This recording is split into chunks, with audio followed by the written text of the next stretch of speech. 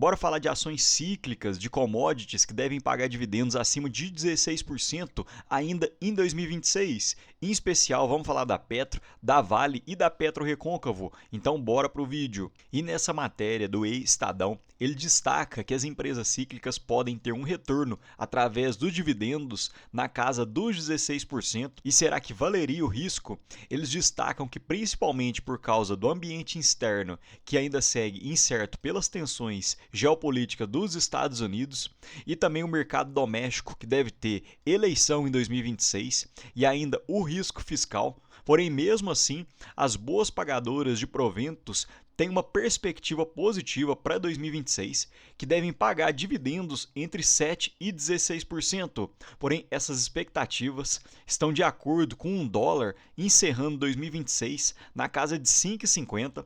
Porém, muita cautela com todas essas projeções. Eu acredito que seja muito válido você fazer projeções, fazer os seus cálculos, mas muita cautela porque ninguém sabe a direção da bolsa, do dólar e principalmente do preço das commodities. E a matéria destaca que a PetroRecôncavo deve pagar proventos entre 9% e 13% e o preço de compra entre 15 e 19 reais, e hoje a cotação encontra-se na casa dos 11 reais. A Vale deve pagar entre 7% e 10% e o preço é de 64 até 85 reais, e esse preço teto já estourou, visto que hoje a Vale já encontra-se na casa dos 85 reais, e a Petrobras, que deve pagar entre 10% e 14% de proventos, e eu quero dar a minha perspectiva em cima de cada um desses dividendos. E a Petro, o preço teto é entre 35 e 42 reais. E eles ainda destacam a Allos, que é uma empresa de shoppings, que deve pagar entre 11% e 12%. E um ponto positivo é que a Allos tem pago dividendos mensalmente. A Kepler Weber, que deve pagar em torno de 6% de dividendos. A Minerva, de 15% a 16%. E a Jalles Machado, entre 12% a 13%. E para quem é membro aqui do canal sabe que eu venho destacando desde o ano passado que o Ibovespa subiu uns 30% em 2025, enquanto a Petro já vinha sofrendo uma queda em torno de 20% e a PetroRecôncavo sofreu ainda mais, uma queda em 2025 na casa dos 30% e uma leve recuperação agora para 2026. Porém, percebam que no último ano o Ibov subiu 46%, a Vale subiu 62%, enquanto as petroleiras ficaram bem para trás. A Petro, uma queda de 4% e a PetroRecôncavo em torno de 29%. Então são nesses momentos que às vezes a gente tem que deixar a euforia de lado e ficar de olho em ações que ainda podem estar subvalorizadas. Porém, muito cuidado, pois eu não indico que você tenha um percentual muito alto em empresas cíclicas, visto que elas vão balançar muito na sua carteira, e eu prefiro ter um percentual entre 10% a 15% desse tipo de empresa, visto que as outras empresas irão crescer de uma forma mais constante. E hoje na minha carteira eu detenho apenas cerca de 4,3% de empresas cíclicas, e começando falando pela Petrobras, que nos últimos 30 dias subiu em torno de 15%.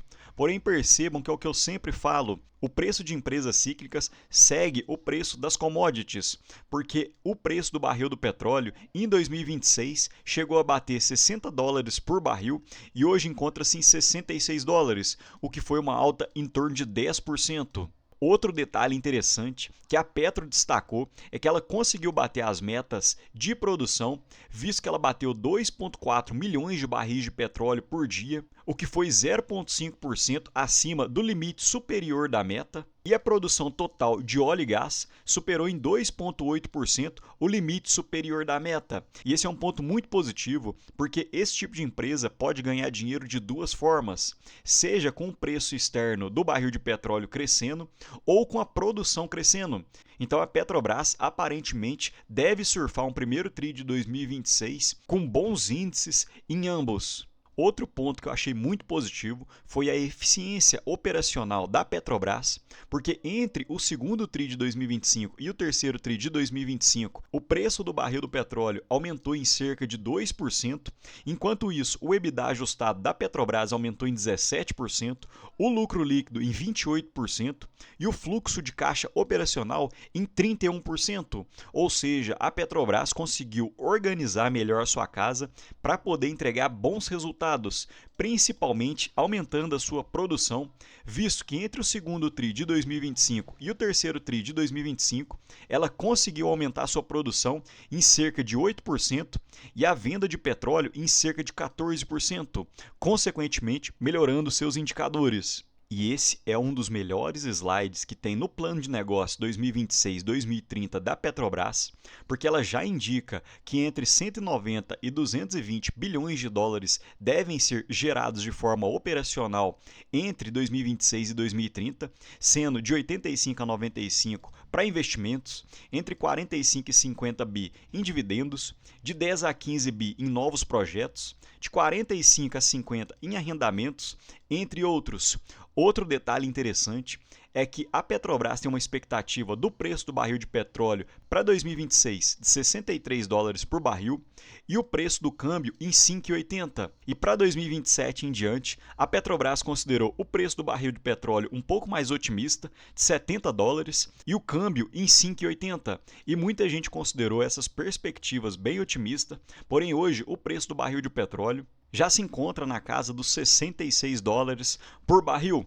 E outro ponto muito interessante que pode nos ajudar nas projeções é o quadro aqui abaixo de sensibilidades, porque a Petrobras destaca que a cada 10 dólares no preço do barril de petróleo tem um impacto de 5 bilhões no fluxo de caixa operacional e no câmbio a cada 50 centavos há um impacto de 500 milhões de dólares no fluxo de caixa operacional. Então a gente já consegue fazer uma expectativa dentro do preço de petróleo de 66 dólares e um dólar médio de 5,80, que encontra-se próximo do atual, dentro desse preço de R$ 35, o fluxo de caixa operacional da Petro deve ficar na casa dos 36 bilhões e os investimentos na casa dos 18 bi, o que sobra um fluxo de caixa livre de 18 bilhões.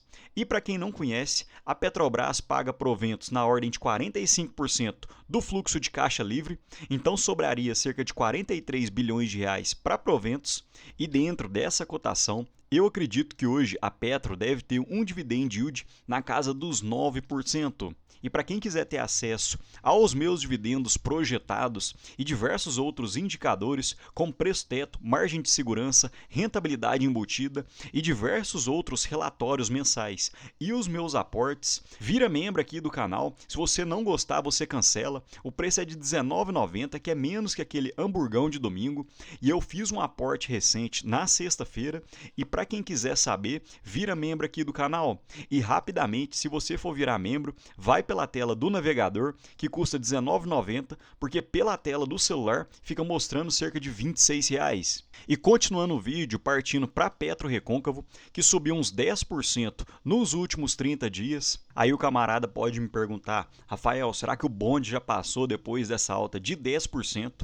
Porém, desde as máximas de meados de 2022, a Petro Recôncavo já caiu cerca de 70% na cotação, e muito disso vem do preço do barril de petróleo que despencou olhando os últimos anos, e principalmente em 2025, a Petro Recôncavo decepcionou na produção, que nos 9 meses de 2025 ficou na casa dos 27 mil barris por dia, e a expectativa dos investidores era de terminar 2025 com cerca de 29,2 mil barris por dia, o que era a expectativa da própria empresa no início de 2025.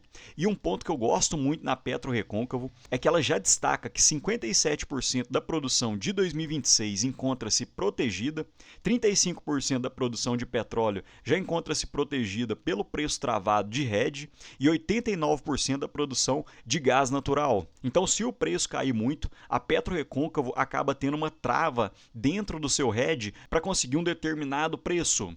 Outro ponto que decepcionou o mercado é o custo de extração, e esse é um ponto que você tem que olhar principalmente nas petroleiras. E percebam que o custo de extração saiu de 13,1 dólares por barril para 14,4 dólares por barril. E só para se ter ideia, o custo de extração no pré-sal da Petrobras gira em torno de 6 dólares por barril.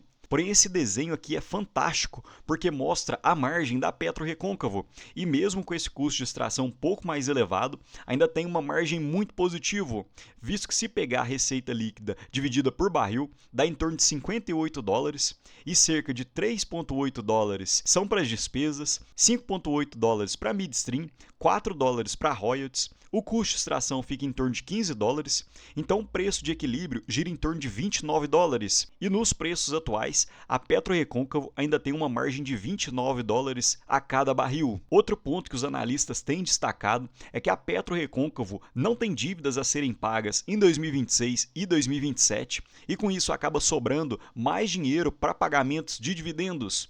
Outro ponto importante de destacar é que hoje o endividamento da PetroRecôncavo gira em torno de uma vez a dívida líquida sobre o EBITDA, e isso nos diz que em cerca de um ano de geração de caixa operacional, a PetroRecôncavo já conseguiria quitar totalmente a sua dívida. E sobre os dividendos, a PetroRecôncavo em 2025 pagou proventos normais em torno de 9%, e isso também acabou decepcionando um pouco o mercado, que estava esperando mais um provento para o final do ano. Porém, a PetroRecôncavo adiantou 3 proventos que devem ser pagos em 2026, 2027 e 2028 na ordem dos 10%. E para a gente finalizar, bora falar da Vale, que nos últimos 12 meses teve uma variação de 80% positiva, com um dividend yield na ordem de 8%. E quem conhece o canal sabe que eu fiz 2 ou 3 vídeos abaixo dos R$50, fiz outro vídeo aqui nos R$60 no Vale Day, e eu estava falando bastante da Vale, e tem até um slide que eu mostrei no início de novembro, em que a Vale poderia chegar aos R$80. Então essa era uma perspectiva dos analistas, que a Vale ainda estava subvalorizada, principalmente no preço de R$50. Outro detalhe, veja como o mercado muitas vezes nos dá a chance de comprar bons ativos que aparecem subvalorizados, visto que entre julho e meados de setembro, o preço do minério de ferro subiu cerca de 13% naquele período e a cotação da Vale ficou praticamente lateralizada em torno de R$50 a R$56. Então o mercado nos deu uma chance de comprar a Vale em bons preços e depois disso o mercado acordou e o preço do minério de ferro e o preço da Vale praticamente se encontraram nesse momento do gráfico. E sobre alguns destaques positivos da Vale para 2025, a produção ficou no topo do guidance, 335 milhões de toneladas de minério de ferro, 370 mil toneladas de cobre e 175 mil toneladas de níquel. Porém, o que importa mesmo para a Vale é o minério de ferro, que hoje é responsável por cerca de 80% da receita da empresa. E outro detalhe que eu gosto muito que a Vale faz é diminuir o seu custo interno, visto que ninguém sabe para onde que vai o preço do minério de ferro, mas a empresa pode arrumar, olhar para dentro da sua casa e ver onde que ela consegue cortar custos. E para quem não sabe, o custo C1, entre aspas, seria da extração do minério de ferro até você entregar num determinado porto. E a Vale conseguiu diminuir o custo C1 de 2023 para 2025 em cerca de 7 a 8%, e para 2026, com o programa de eficiência da Vale, ainda deve diminuir cerca de $1,6 por tonelada. E sobre dividendos para 2025 da Vale, ela pagou proventos, entre aspas, normais de 6,5% dentro dessa cotação de R$85. E se você tivesse comprado a cerca de R$50 que a Vale ficou dando bobeira um bom tempo, você teria um dividendo na casa dos 10 a 11%. E de adiantamento de proventos, a Vale também adiantou cerca de 2,3% de proventos que devem ser pagos ainda nos 3 primeiros meses de 2026. Mas me conta aqui, pessoal, qual que é a empresa cíclica que você tem na sua carteira? E você está apostando nela ou hoje é um momento de cautela? Comenta aqui embaixo porque me ajuda muito. No mais, deixo um ótimo dia para vocês e um abraço.